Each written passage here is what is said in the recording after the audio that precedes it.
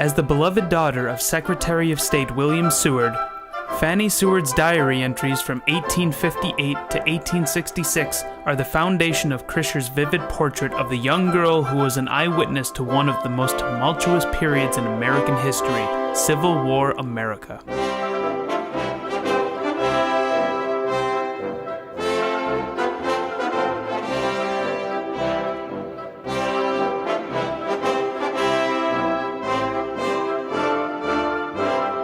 It had already been a few weeks since the fateful day, but April 14th, 1865 still seemed so fresh to Fanny Seward. I do not remember hearing voices outside Father's sick room, but something led me to think that my brother Fred was there with someone else. The broad-shouldered stranger at the door of the Seward mansion held a package of medicine in his left hand. He kept his right hand inside his coat pocket. He insisted on going upstairs and giving Secretary of State William Seward the medicine personally. Denied entrance, the stranger left the hall and made for the steps.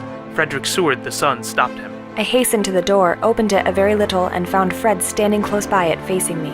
Something in Fred's manner led me at once to think that I had better not have opened the door. She shut the door quickly. In her innocence, Fanny could not have known that Lewis Powell, conspirator with John Wilkes Booth, intended to kill Secretary Seward. Powell began raining savage blows on Frederick's head with the muzzle of his gun. I heard noises in the hall and thought perhaps maybe a servant was chasing a rat. Then I was afraid something was wrong, and being impatient to find out, started myself for the door. Suddenly, two men, side by side, burst through the door. Instantly, Fanny recognized her brother Fred. The side of his face was covered with blood, the rest very pale, his eyes full of intense expression. On his right hand was the assassin.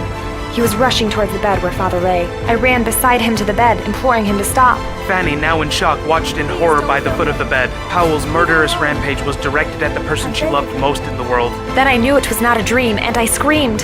Fanny's brother Augustus, awakened by the shrill shrieks of his sister, burst into the room. Grabbing Powell from behind, Augustus shoved him to the door. Powell fled the house and rode off on his horse. But inside the house, a horrific drama was still playing out. Father looked so ghastly that I was sure he was dead. He was white and very thin with the blood that had drained from the gashes about his face and throat. Fanny simply clung to one thing only. When Dr. Verdi arrived, he told our huddled family that no artery was severed and that Father's wounds were not fatal. After her father's wounds were dressed, a number of Secretary Seward's colleagues rushed to his bedside. Standing at Father's bedside, I first heard about the president, one of the gentlemen telling Mother that he had been shot and was not expected to live.